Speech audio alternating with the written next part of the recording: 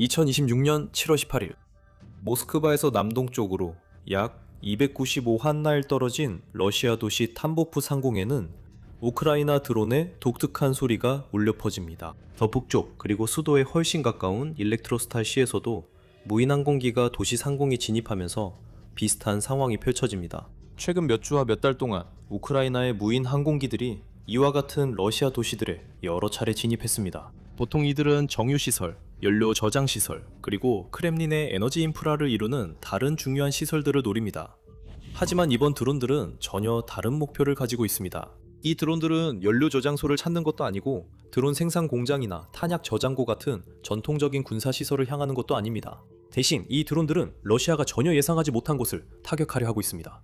이는 완전히 새로운 전선을 열고 크렘린이 감당해야 할 또 다른 혼란의 물결을 만들어낼 것입니다. 왜냐하면 이 드론들은 이제 러시아 최대 온라인 소매업체, 이른바 러시아의 아마존이라 불리는 와일드베리즈의 창고를 타격하기까지 단 몇 초밖에 남지 않았기 때문입니다. 우크라이나가 미사일 공장 같은 곳을 폭파하거나 드론과 미사일을 러시아의 정유시설로 발사하고 싶어하는 이유는 쉽게 이해할 수 있습니다. 이것이 크렘린이 전쟁 기계를 가동하고 분쟁을 계속 이어가는 능력에 직접적으로 그리고 매우 명확한 방식으로 영향을 미치기 때문입니다. 드론과 미사일이 덜 생산된다는 것은 우크라이나의 마을과 도시에 발사할 탄약이 줄어든다는 의미입니다. 더 많은 정유시설이 불타면 러시아 대통령 블라디미르 푸틴의 금고로 들어가는 돈도 줄어듭니다. 하지만 우크라이나군가 왜 이런 곳을 표적으로 삼으려 하는지는 조금 더 복잡합니다. 이곳은 의류, 화장품, 책, 선물 등 일상적인 소비재를 판매하는 대형 온라인 마켓플레이스입니다. 하지만 와일드베리스는 전쟁에서 조용하지만 중요한 역할을 하고 있습니다. 2004년에 설립되어 모스크바에 본사를 둔 와일드베리스는 러시아 최대의 전자상거래 기업입니다. 와일드베리스는 매일 수백만 명의 사용자를 끌어들이고 하루에 수십만 건의 주문을 처리하며 연간 수십억 달러의 매출을 올리고 있습니다. 와일드베리스는 러시아뿐만 아니라 아르메니아, 타지키스탄, 벨라루스, 조지아, 우즈베키스탄 등 수많은 옛 소련 공화국에도 서비스를 제공합니다. 러시아 전체 온라인 판매의 약 절반이 와일드베리스에서 이루어집니다. 와일드베리스는 러시아인들이 무언가를 빠르고 편리하게 온라인으로 사고 싶을 때 항상 찾는 대표적인 플랫폼입니다. 새 옷이든 가전제품이든 전자기기든 상관없죠. 그리고 미국이나 세계 다른 지역의 아마존처럼 와일드베리스도 직접 판매하는 상품만 있는 것은 아닙니다. 실제로 와일드베리스의 사업 대부분은 다른 브랜드와 판매자들이 이 플랫폼을 통해 상품을 판매하고 러시아 전역의 수백만 소비자들과 연결하는 방식으로 이루어집니다. 겉보기에는 이 회사가 명백한 군사 목표처럼 보이지 않습니다. 예를 들어 와일드베리스 홈페이지를 둘러보면 학용품, 여성용 드레스, 아기용품과 같은 광고와 상품 목록이 주로 보일 것입니다. 하지만 좀 더 깊이 들여다보면 경고 신호들이 나타나기 시작합니다. 이 플랫폼은 단순히 무해한 소비자만 판매하는 것이 아니라 명백하고 분명한 군사적 용도가 있는 물품들도 판매하고 있기 때문입니다. 방탄조끼, 방탄복, 헬멧, 무선 통신 장비, 광석유 케이블, 드론 부품과 같은 물품들입니다. 그래서 와일드베리즈는 정책 문서에서 군용 무기 판매를 거부한다고 밝히며 전쟁 연루를 감추려 했지만 그럼에도 불구하고 분쟁에 적극적으로 관여해 왔습니다. 왜냐하면 무언가를 사고 싶을 때 와일드베리즈 웹사이트를 이용하는 건 평범한 러시아 시민들뿐만이 아니기 때문입니다. 러시아 군인들도 똑같이 그렇게 합니다. 2022년 전쟁 초기부터 오늘날까지 크렘린이 이끄는 러시아군은 추가 보급품이 필요할 때마다 와일드베리즈를 이용해 왔습니다. 유럽 정책 분석센터의 선임연구원 파벨 루친의 설명에 따르면 러시아에서는 공식 절차가 주로 무기 조달에만 적용되기 때문에 군부대와 개별 군인들이 많은 물품을 직접 구매해야 합니다. 군복, 식량, 휘발유, 발전기, 드론, 자동차, 오토바이, 예비 부품 등입니다. 그래서 전쟁에 필요한 물품을 와일드베리즈에서 살 수 있는 겁니다. 이런 이유로 와일드베리즈는 우크라이나에게 정당한 공격 대상이 되었습니다. 와일드베리스가 가장하는 것처럼 그저 친근한 소비자용 마켓플레이스에 불과한 게 아니기 때문입니다. 와일드베리즈는 러시아 군인들이 작전을 더 효과적으로 수행할 수 있도록 중요한 장비를 제공하고 우크라이나인의 생명을 위협하는 방대한 군사 물류 네트워크입니다. 키이우의 지휘관들은 이 사실을 깨달았습니다. 그들은 또한 전쟁에서 승리할 수 있는 최선의 방법이 전선에서 러시아군과 정면으로 맞서는 것이 아니라 적의 보급선을 끊고 물류를 마비시키는 것임을 이해했습니다. 우리의 창고들도 그 물류의 일부였기 때문에 반드시 불태워져야 했습니다. 이제 다시 7월 18일의 사건으로 돌아가 보겠습니다. 그날 우크라이나는 점점 더 효과적으로 진행되고 있던 장거리 타격 작전을 완전히 새로운 단계로 끌어올리기로 결정했습니다. 키이우의 군대는 이미 여러 차례 석유 정제소, 교통 허브, 군수 공장에 대한 성공적인 타격을 수행한 바 있습니다. 우크라이나는 와일드베리스가 적군에게 얼마나 중요한지 깨닫고 이 회사의 창고를 최우선 타격 목표로 삼기로 결정했습니다. 드론 무리가 우크라이나 내 여러 곳에서 조립되어 출발했고 국경을 넘어 러시아 영공으로 긴 여정을 시작했습니다. 이 드론들은 평범한 드론이 아니었습니다. 많은 우크라이나 무인기는 목표물을 타격하기 전 단 몇 분만 비행하도록 설계되어 있습니다. 이 드론들은 훨씬 더 오래 버텨야 했습니다. 수백 마일을 이동해 가장 크고 둔주한 와일드베리스 물류 허브를 타격해야 했기 때문입니다. 수년 동안 우크라이나는 이런 종류의 공격을 수행할 기술이 없었습니다. 그러나 2026년에는 파이어포인트, FP, FP1과 같은 모델을 포함한 놀라운 드론 군단을 자랑하게 되었습니다. 최대 120kg의 탄도를 싣고 거의 1000마일을 비행할 수 있습니다. FP, FP1은 관성 유도 시스템과 위성 유도 시스템 모두를 갖추고 있어 목표물을 정확히 찾아갈 수 있습니다. 레이더에 탐지되지 않도록 레이더 흡수 장갑도 장착되어 있습니다. 러시아의 전파 방해 장치에 대응하기 위한 전자전 장비도 탑재되어 있습니다. 이들은 지금까지 만들어진 무인기들 가운데 가장 첨단이고 효과적인 기종에 속합니다. 그리고 7월 18일 여러 대의 무인기가 탐보프와 일렉트로스탈 상공을 날아다니고 있습니다. 이 두 곳에는 공통점이 하나 있는데 바로 대형 와일드베리스 유통센터가 있다는 점입니다. 밤이 되어 어둠이 깔리면 드론들은 임무의 마지막 단계에 들어섭니다. 우크라이나 운용자들은 수백 마일 떨어진 안전한 거리에서 자신들의 무인기가 목표물을 향해 접근하는 모습을 지켜봅니다. 전쟁은 곧 새로운 국면에 접어들 것입니다. 첫 번째, 드론이 목표물과 충돌하면서 탐보프 창고에서 큰 폭발이 일어납니다.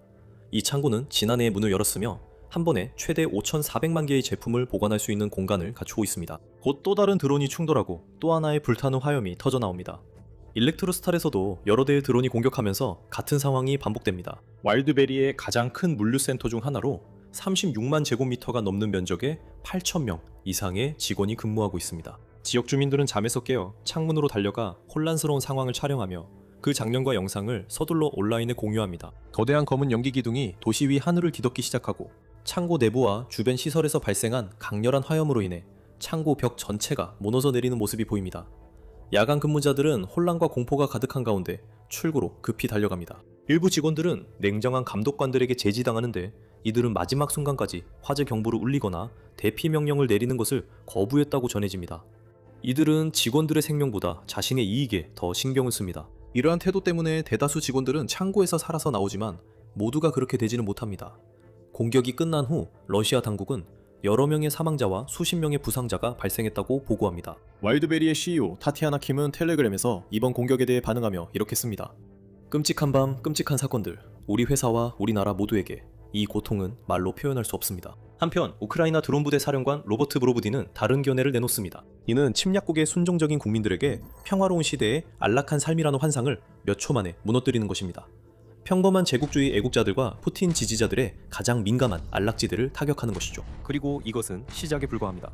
7월 20일 탐보프 하늘의 연기는 사라졌고 일렉트로스탈에서는 먼지가 가라앉기 시작했습니다. 하지만 러시아는 더 이상 예전과 같지 않습니다. 국민들은 전쟁의 영향을 완전히 새로운 방식으로 느낄 수밖에 없게 되었습니다. 많은 상인들과 사업주들이 텔레그램과 다른 온라인 플랫폼에 자신들의 고통스러운 이야기를 공유하고 있습니다. 7월 18일 공격 당시 사업 재고의 상당 부분이 불타버렸다고 설명하고 있습니다. 그리고 그 이후로 와일드베리스는 미사일 공격이나 드론 공격 중에 분실되거나 손상된 상품에 대한 재정적 책임을 없애는 정책을 조용히 업데이트했습니다. 따라서 회사는 이러한 사업체에 어떤 형태의 보상도 제공할 의무가 없습니다. 하지만 회사는 여전히 막대한 비용과 혼란에 직면해 있습니다. 전문가들은 최대 358억 루블, 즉 4억 5,700만 달러의 비용이 들 것으로 추정합니다. 손상된 시설을 복구하는데 이렇게 막대한 비용은 와일드베리스 보험사들이 전액을 보상해줄 가능성이 극히 낮습니다. 수년간 러시아 소매업계에서 큰 성공과 지배력을 누려온 이 회사는 전례 없는 위기에 직면해 있습니다. 그리고 상황은 더 악화될 것입니다. 또 다른 우크라이나 드론대가 러시아 영공에 진입했기 때문입니다. 그것도 평범한 드론대가 아니라 지금까지 나온 것들 중 가장 큰 규모의 드론대 중 하나입니다. 약 400대의 드론, 이 우크라이나 전역의 여러 지역에서 이렇게 목표 지점을 향해 빠르게 이동하고 있습니다. 일부 드론은 남쪽 아조프해를 향해 이동하고 있습니다. 이곳에서 이 드론들은 석유, 곡물, 기타 자원을 운송하는 러시아의 그림자 함대 선박 여러 척을 목표로 삼아 파괴할 수 있습니다. 하지만 이 드론대의 상당수는 러시아의 문화, 경제, 정치의 중심지인 모스크바 지역을 향해 곧장 날아갑니다. 이 드론들이 러시아 수도에 가까워지자 러시아 방공망이 여러 겹으로 가동됩니다. 레이더 화면에는 수십 개의 깜빡이는 불빛이 갑자기 나타나고 미사일 시스템이 작동하기 시작합니다. 하지만 드론들은 너무 작고 너무 빠르며 너무 많아서 러시아가 감당할 수 없습니다. 일부는 격추되지만 많은 드론들이 크렘린에서 남쪽으로 불과 40km 떨어진 포돌스크 시를 향해 계속 나아갑니다. 그곳에서 드론들은 흩어져 일부는 현지 석유 저장소를 목표로 하고 다른 일부는 인근 콜로디노 지역에 있는 또 다른 와일드베리스 지점을 향해 돌진합니다. 회사에서 가장 오래되고 큰 물류센터 중 하나가 또다시 불길에 휩싸이려 하고 있습니다. 현지 러시아인들은 한밤중에 폭발음이 울려 퍼지자 잠에서 깨어납니다. 일부는 대피처를 찾는 반면 다른 이들은 휴대폰을 들고 혼란스러운 상황을 촬영합니다. 와일드베리스 시설 곳곳에서 타격, 폭발, 화재가 발생하면서 엄청난 양의 재고가 잿더미로 변합니다. 모든 것이 군사와 관련된 것은 아니지만 우크라이나가 군사 물자만을 정확히 타격할 방법은 없습니다. 와일드베리스가 매우 다양한 상품을 판매하기 때문에 우크라이나 지휘관들이 선택할 수 있는 최선이자 사실상 유일한 방법은 모든 창고를 타격하는 것입니다. 그렇게 함으로써 그들은 회사에 분명한 메시지를 전달합니다. 이 전쟁에 대한 와일드베리스의 관여는 더 이상 용납되지 않을 것이며 그 자산들도 위험에 처하게 될 것입니다. 크렘린의 전쟁 기계를 지원하는 물품 판매를 계속 돕는 한 이런 위험은 계속될 것입니다. 우크라이나 안보협력센터의 회장인 세르이 쿠잔이 설명하듯이 와일드베리스를 타격하는 주요 근거가 있습니다. 창고를 타격하는 목적은 러시아의 물류와 이중용도 물품, 핵심 전자제품, 제재 대상 물품 등과 같은 것들이 러시아 군대와 러시아 무기 제조업체에 공급되는 것을 방해하기 위함입니다. 하지만 이것이 전부는 아닙니다. 이러한 공격을 통해 우크라이나는 전쟁을 러시아 국민들에게도 직접적으로 가져오고 있습니다. 이것은 러시아의 침략으로 인해 우크라이나인들이 수년 동안 견뎌야 했던 고통을 러시아 국민들에게도 조금이나마 느끼게 해주는 것입니다. 수년 동안 우크라이나인들은 자신들의 집이 불타는 모습을 지켜봐야 했습니다. 그들은 병원, 학교, 주택, 교회, 문화유적지들이 폐허로 변하는 모습을 목격해왔습니다. 러시아의 끊임없고 무자비한 공격 이후에 말이죠. 많은 사람들이 자신의 사업장이 불타는 것을 지켜보거나 살아남기 위해 자라온 곳을 떠나야만 했습니다. 이제 마침내 우크라이나는 적에게 똑같은 피해를 입힐 수 있는 위치에 서게 되었습니다. 하지만 우크라이나는 러시아처럼 행동하지 않습니다. 전쟁 범죄를 저지르거나 학교를 폭격하거나 주거 건물을 무너뜨리는 것을 원하지 않습니다. 대신 우크라이나는 정당하고 현실적인 표적에 집중하면서도 러시아 국민들이 더 이상 외면할 수 없는 메시지를 전달하고자 합니다. 마침내 그들 중 더 많은 사람들이 자신들을 지배하는 살인 정권에 맞서 일어나 반란을 일으키도록 용기를 줄 수 있는 메시지입니다.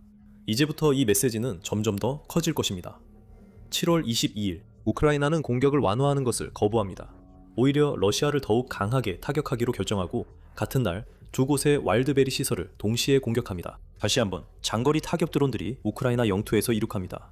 조종사들과 자체 내비게이션 시스템의 안내를 받아 국경을 넘어 목표 지점으로 향합니다. 그들은 남동쪽으로 크라스노다르를 향해 이동합니다. 크라스노다르 지방의 최대 도시이자 행정 중심지인 러시아의 크라스노다르로 향합니다. 그리고 스타브로폴 지역의 서도시 네베노미스크로 향합니다. 약 150마일 더 동쪽에 위치해 있습니다. 이 도시들은 규모와 외관 면에서 거의 공통점이 없습니다. 하지만 두 도시 모두 와일드베리스가 러시아 전역과 국제 사업을 운영하는 데 의존하는 200개 이상의 물류 허브 중 하나입니다. 이제 회사가 자사의 창고가 군사 표적이 되었다는 사실을 인식하게 되면서 적어도 이러한 공격에 대응하는 능력은 향상시켰습니다. 우크라이나의 드론이 감지되자마자 경보가 울리고 두 시설 모두에서 대규모 대피가 시작됩니다. 직원들은 무인기가 가까워지자 급히 출구로 달려가고 몇 초 만에 첫 타격이 가해집니다. 이제는 익숙하고 쉽게 알아볼 수 있는 드론 탄두 폭발음이 주변 수마이틀이 걸쳐 울려 퍼지고 크라스노다르 시설에서는 맹렬한 화염이 치솟습니다. 네베노미스크의 창고들도 여러 대의 드론이 공격하면서 불길에 휩싸입니다. 긴급 구조대원들이 화재를 진압하기 위해 현장으로 달려가지만 이미 피해는 발생한 상태입니다. 다시 한번 러시아의 방공망이 부족하다는 것이 드러났고 와일드베리스 역시 우크라이나의 분노로부터 판매자의 재고를 지키는데 무력함을 드러냈습니다. 우크라이나 대통령 볼로디미르 젤렌스키는 이번 공격을 축하하며 두 거점 모두 러시아군의 드론 도품, 항법 장비 및 기타 장비를 제공하는 데 관여했다고 언급했습니다. 바로 다음 날인 7월 23일 또 다른 와일드베리스 공격에 대한 새로운 보도가 나왔습니다. 이번에는 보로네시 근처의 작은 마을에서 발생했습니다. 우크라이나 국경에서 불과 105마일 떨어진 곳입니다. 이곳은 우크라이나의 많은 드론 사정거리 안에 충분히 들어갑니다. 이번 공격은 다른 공격들보다 심각하지 않았고 특별한 화재도 발생하지 않았습니다. 와일드베리스 창고 지붕에는 여전히 구멍이 보였고 이는 드론이 건물 내부까지 침투해 내부 재고를 손상시키거나 파괴했을 가능성을 시사합니다. 7월 24일 우크라이나의 소매업을 겨냥한 공세는 계속됐습니다. 드론들이 러시아에서 두 번째로 큰 도시인 상트페테르부르크를 향해 출발했습니다. 이곳은 슈샤리 물류센터를 포함해 여러 대형 와일드베리스 물류 허브가 위치한 곳으로 슈샤리 물류센터만 해도 10만 제곱미터가 넘는 규모입니다. 그리고 우치나 자보드 센터도 있는데 이곳은 와일드베리스 판매자들의 엄청난 양의 상품을 처리합니다. 그리고 크라스니 비어 단지도 있습니다. 회사는 이 단지를 자사 플랫폼에서 판매되는 가장 크고 무거운 상품들을 처리할 수 있도록 적극적으로 확장해왔습니다. 이 시설들에서는 매일 수십만 건의 와일드베리스 주문이 처리되고 있습니다. 그리고 우크라이나는 한밤중에 이 시설들을 불태우려 했습니다. 우크라이나 드론이 도시의 영공에 진입했습니다. 상트페테르부르크는 그 규모, 인구, 그리고 문화적 중요성 때문에 러시아에서 방어가 잘 되어 있는 지역 중 하나입니다. 하지만 이번 공격을 막기에는 여전히 충분한 방어 체계를 갖추지 못했습니다. 일부 무인기는 격추되었지만 더 많은 무인기들이 계속 전진했습니다. 특유의 윙윙거리는 소리가 지역 주민들을 잠자리에서 깨웠고 무인기들은 와일드베리스 창고를 향해 돌진했습니다. 갑자기 수많은 폭발음이 울려 퍼졌고 슈샤리와 우치나 자보드 단지의 여러 창고에서 화재가 발생하면서 도시 전체에 충격파가 퍼졌습니다. 주민들은 불길이 하늘을 핥고 연기 기둥이 밤하늘의 별을 가릴 정도로 치솟는 장면을 촬영했습니다. 지역 주지사 알렉산드르 드로젠코는 드론이 또다시 상트페테르부르크를 공격했다는 사실을 인정할 수밖에 없었습니다. 도시의 공항도 화재가 계속되는 동안 운영을 중단해야 했습니다. 그리고 와일드베리스 경영진이 그날 밤 상트페테르부르크만이 우크라이나의 유일한 목표라고 생각했다면 그들은 크게 착각한 것이었습니다. 몇 시간 만에 트베리의 물류 허브에서도 추가 타격과 폭발, 화재가 보고되었고 그곳 역시 짙은 연기가 하늘을 뒤덮었습니다. 그리고 크림반도의 심페로폴 시에서도 와일드베리스가 운영되는 곳이기도 합니다. 단 일주일 만에 우크라이나 드론이 남부 러시아에서 북쪽의 레닌그라드 지역까지 최소 9곳의 와일드베리스 물류센터를 공격했습니다. 이들은 수십억 달러에 달하는 재고를 파괴했고 약 55만 2천 제곱미터의 창고 공간에 영향을 미쳤습니다. 이는 와일드베리스 전체 용량의 약 10%에 해당합니다. 이로 인해 수많은 사업주들이 극심한 좌절과 분노에 빠졌고 많은 이들이 그 분노를 자국 지도부에 쏟아냈습니다. 명백히 이기지 못하는 전쟁을 계속하고 국민과 인프라를 지키지 못하는 무능함을 드러냈기 때문입니다. 더 중요한 것은 우크라이나의 공격이 그동안 그림자 속에서 운영되어 온 가장 큰 군사 물류 네트워크 중 하나를 마비시켰다는 점입니다. 겉으로는 단순한 온라인 마켓플레이스처럼 보이지만 실제로는 군인들이 드론 부품부터 방탄복까지 모든 것을 비밀리에 구매할 수 있도록 해주었습니다. 이렇게 함으로써 우크라이나는 러시아군이 직면한 공급망 위기를 더욱 심화시켰습니다.